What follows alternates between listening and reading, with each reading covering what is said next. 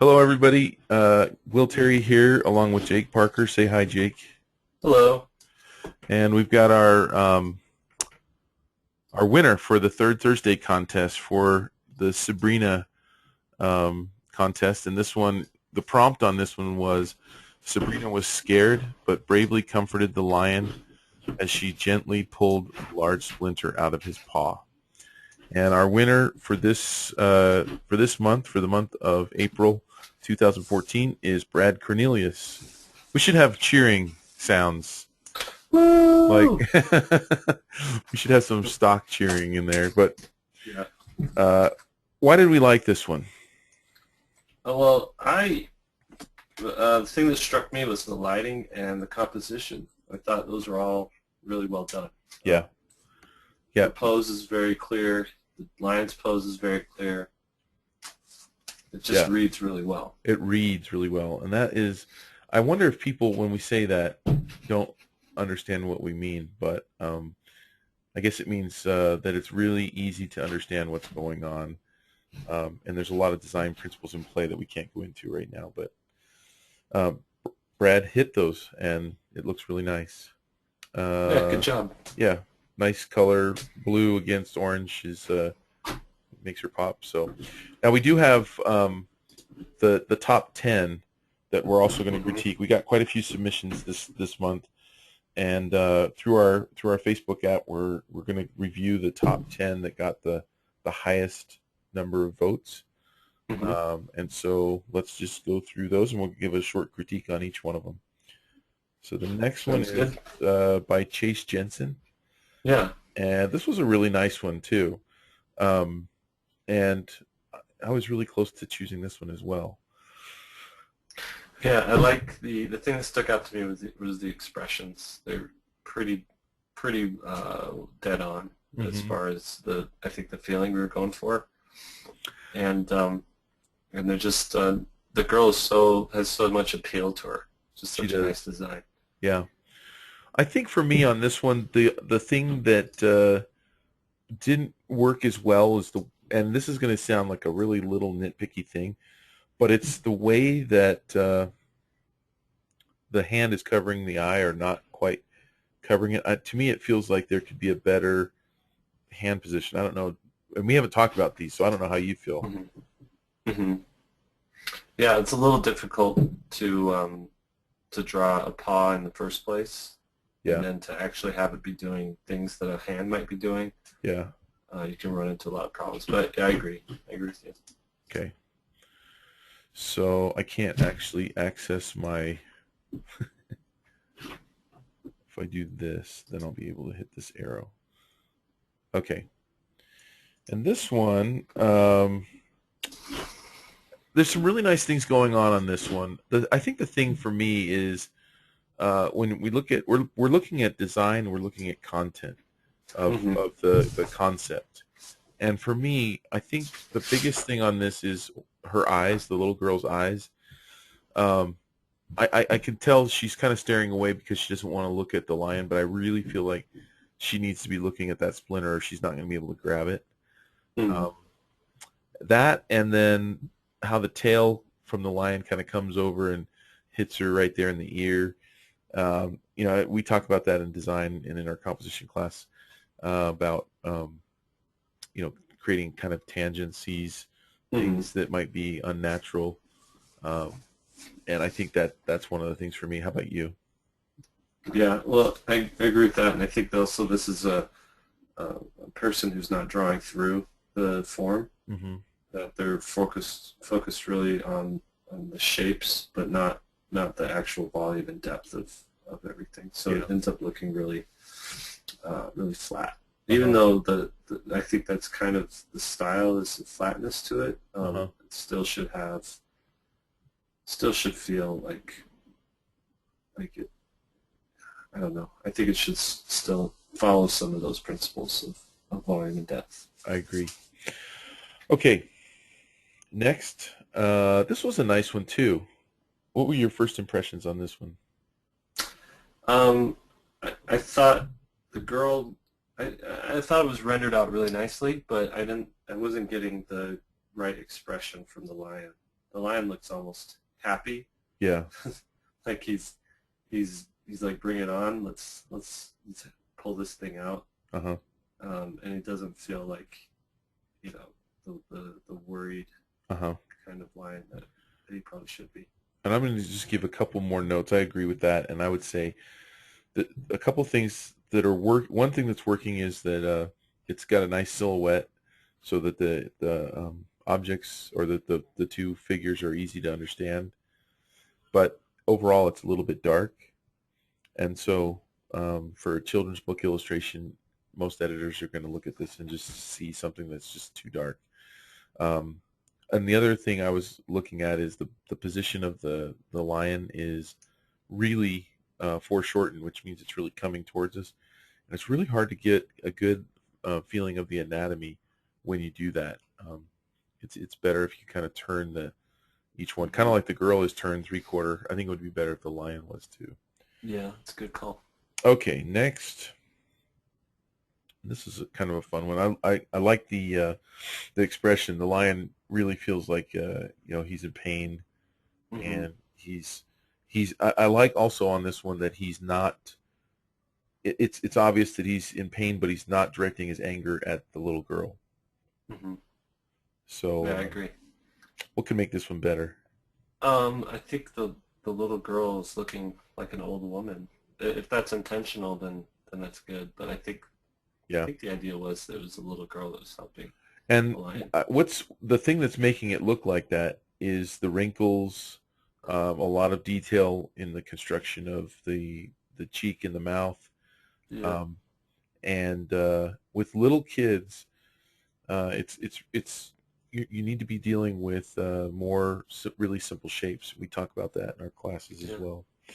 One thing I will say that I liked too was the size relationship between the two. Yeah, that's great. That's a good call. Yeah. Yeah. Okay.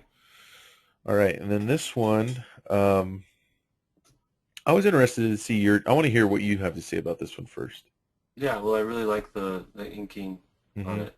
I thought that was done really well. I thought you would.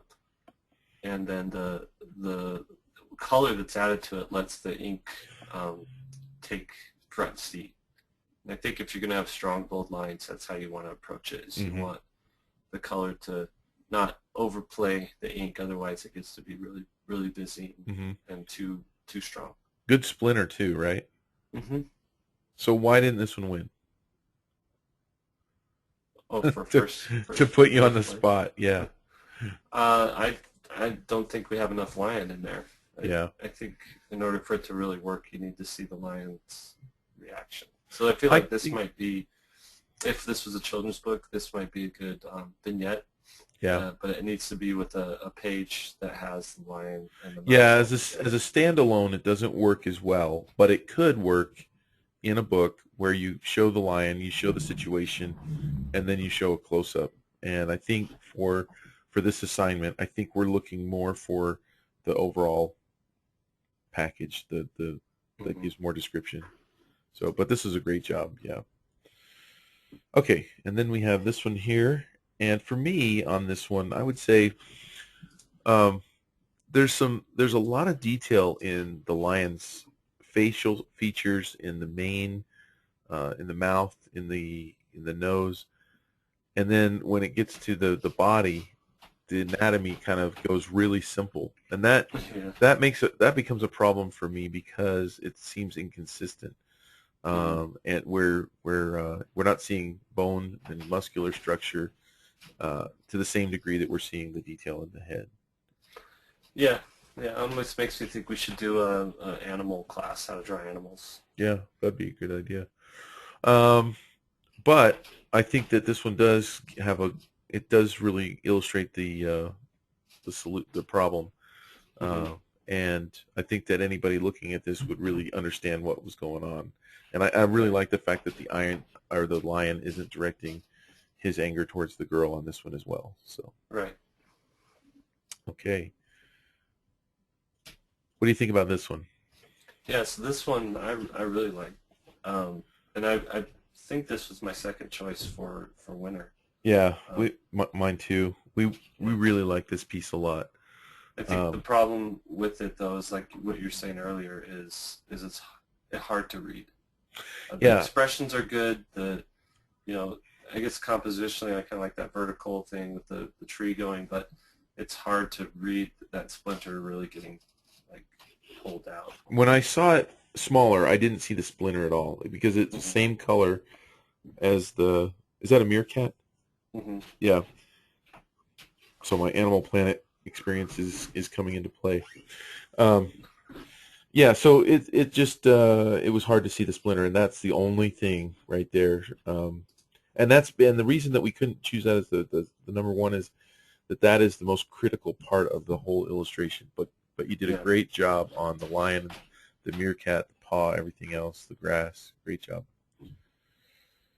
Okay, and then we have this one right here. I really like the graphic nature of this, how bold it is, how legible it is, how easy to understand. What would you say would be your number one thing that you would do to make this one better? The one thing I would do, I'd probably just I get hung up on the actual design of the girl. Uh-huh. I think it doesn't, it lacks appeal. And, so you're saying that you think a little girl should be cute or constructed differently, right? Exactly. And this one's not cute. It's hard to tell someone that their little girl isn't cute. But I think this illustration, the illustrator that's doing this is going for a real style, and I definitely give you style points.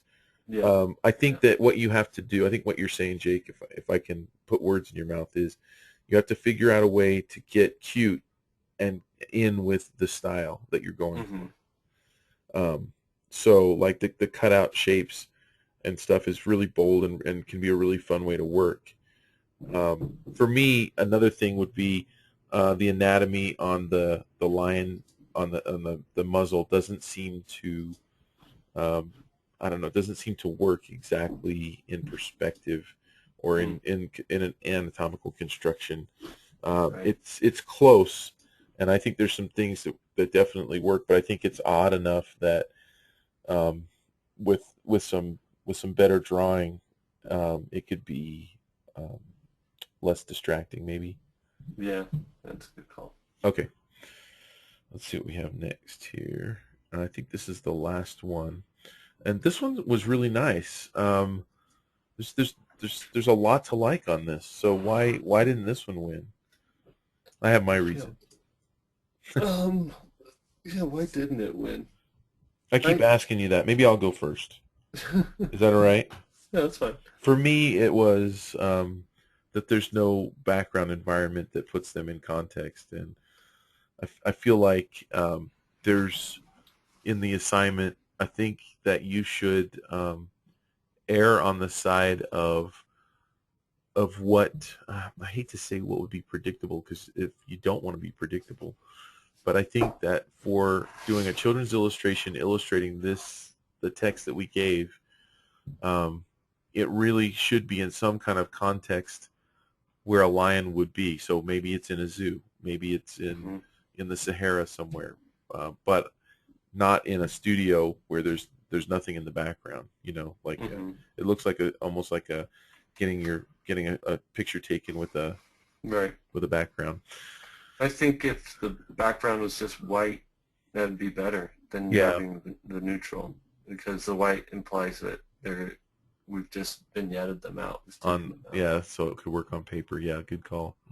I think it's rendered out really nice. I think I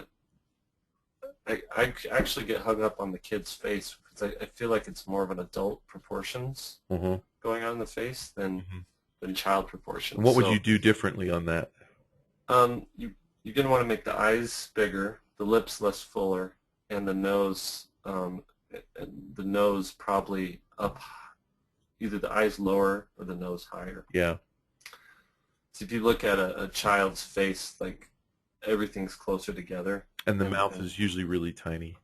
And those are little things. For me, one last thing on this that why I couldn't choose this one was, again, the splinters kind of disappears.